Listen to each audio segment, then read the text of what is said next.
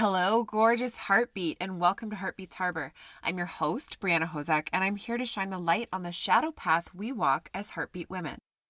Women rising into leadership roles as lightworkers, changemakers, world shakers, or as I call us, heartbeats, do not have an easy path to walk. It often feels lonely, painful, and unique, but I'm here to help you see how very not alone you are, and how beautiful the shadows surrounding you actually are when you love and integrate them on your healing journey. I create spaces and opportunities for women to step into deeper self-awareness, self-acceptance, and personal healing, community and sacred circles, as well as leadership of themselves, their families, their communities, and beyond. My business and my life is and always will be about massive change in the ways things are done around the world. I believe it's a big part of my purpose on this planet to be a voice for those who don't have one, a safe harbor for those who need one, and a beacon of light to inspire a better way. None of this is easy. I've learned that big impact requires bold action and delusional levels of confidence, as well as a ton of shadow work. If you love what you hear on this podcast and you want to be part of the growing, supportive online village of Heartbeats Harbor, make sure you join my Facebook group, which is linked below in the show notes. Now, I can't wait to get started, so let's turn on the lights. Hey, Heartbeats. Welcome back to another episode of the Heartbeats Harbor podcast. Today, we're diving into something super important for all you entrepreneurs, especially those of you in service-based businesses. How to attract your perfect fit clients by being, well, you. Let's be honest. How many of you are holding back? Do you ever feel that little twinge of the fear of being yourself, like you can't quite show your true colors in your business? You're definitely not the only one. We're often told to project this image of perfect professionalism, but I'm not here for that. I operate under the assumption that me, just as I am, is exactly what is needed for the exactly right fit people to both support me and be supported by me, family, friends, clients, etc. Your authenticity, your quirks, they're your biggest asset. They are the key to standing out in a crowded market and attracting the clients who will value you for exactly who you are. So let's unpack the authenticity paradox and explore how your unique differences and quirks can actually be your secret weapon. So the authenticity paradox is that everything you've been taught may be hurting you in your business. That's right, professional can actually hurt you. I mean, think about it. What makes you memorable? What makes a potential client say, yes, that's the one I want to work with? Is it a cookie cutter list of qualifications and certifications or a flawless website? No, it's the feeling they get when they connect with the real you. When you try to be someone you're not, a couple of things happen. You attract the wrong clients and you burn out. If you're being inauthentic, projecting a false image of yourself or of your business, you'll attract clients who are drawn to that facade and not to the true you. If you're being inauthentic, projecting a false image of yourself or of your business, you'll attract clients who are drawn to that facade and not to the true you, not to what you actually do in your business. These aren't your people. They won't appreciate your unique value, and you'll end up feeling drained and misaligned, dreading showing up for the work you truly do love. Pretending is exhausting, right? It takes so much energy to maintain a false persona, to think through how each action and decision will look instead of trusting what you know is right for you. So, of course, this leads to burnout, resentment, and a general lack of joy in your business. And I don't think you created your business because you wanted another job. I've seen this happen time and time again. Talented, passionate people watering themselves down, thinking they need to fit into some predefined box. But the truth is, that box is stifling your creativity, your energy, and ultimately your success. So let's unleash your unique differences and quirks. Ditch the bland, fake mask and embrace your authentic self. Easier said than done, for sure. It's a journey, not a destination. But here are some things you can do to get you started. First, take time for self-reflection. Self-reflection is key. Without it, you don't even know what makes you you. Dig deep. What are your passions, your hobbies, your weird little habits? What makes you laugh until your cheeks hurt? What are your guilty pleasures? Don't judge anything you think of, just list them out. Remember that what you write down here alone isn't necessarily going to be what you post on social media. So don't be afraid to write it down just as it is. Okay, next, identify your values. What's truly important to you? What do you stand for? What are the non-negotiables in your life and your business? Make a list of these values. Non-negotiables might be exercise. Maybe you like to go for a run every day and won't trade that time or sacrifice it for anything because you know it's what gets you through the rest of the day every day. Or it could be tucking your kids into bed yourself instead of hiring a sitter every night. Whatever it is for you, get it down on the list. Now it's time to find the overlap.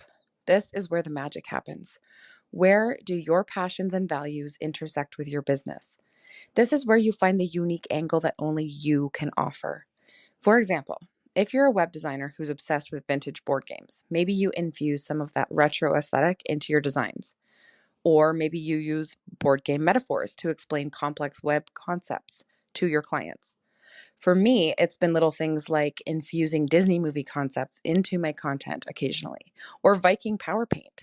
Maybe not so small to some people, but my Viking ancestry and my higher self showing up in this Viking way really affects the whole image of my brand, not just visually, but through values like perseverance, powerful women, authenticity, equality between men and women can do anything, etc. There are so many ways that this subtly impacts my messaging, my graphics, and even how I do and teach business tactics. And what a combination, right? Disney and Viking power paint. They don't seem like they go together, but our uniqueness really does stand out in a way that calls in our ideal clients. So once you've found at least one way that they overlap, it's time to integrate it. You can start small, but you have to start.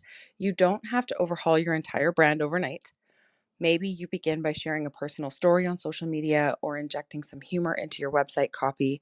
Perhaps you create content around your personal interests, showcasing your personality and what matters to you outside of work. The key is to take that first step. And finally, don't apologize. This is a really big one. Once you start being yourself, resist the urge to apologize for it. Your unique differences and quirks are what make you special. So own them, embrace them, share them loudly and proudly. And I know it's easier said than done, but trust me, the payoff is huge. The payoff is attracting your truest, most aligned tribe, both personally and in your business. When you embrace your authenticity, it's amazing how quickly you attract your tribe. These are the clients who get you. They understand your perspective, they appreciate your humor, and they resonate with your values. You don't have to explain yourself or pretend to be someone you're not. They'll value your expertise. They don't just see you as a service provider. They see you as a trusted advisor and a valuable partner. They respect your knowledge and appreciate your unique approach. And honestly, they become raving fans. They're so thrilled with your services that they can't help but tell everyone they know about you. They become your biggest advocates and your most loyal clients. And very often, as they grow into whatever it is you're teaching, they also become some of your closest friends. It's like magic, but it's not. It's simply the power of authenticity in action. But so many people are scared, like deathly afraid of being vulnerable and sharing their truth. For so many years, they've been told they aren't enough or they're too much. This was a big one for me. Or they've been told what they should do or be, or even that they have to do and be a certain way. So let's look at this fear of being yourself. It's natural to worry about what others will think. What if they judge you? What if they don't like you? What if they think you're weird? Right?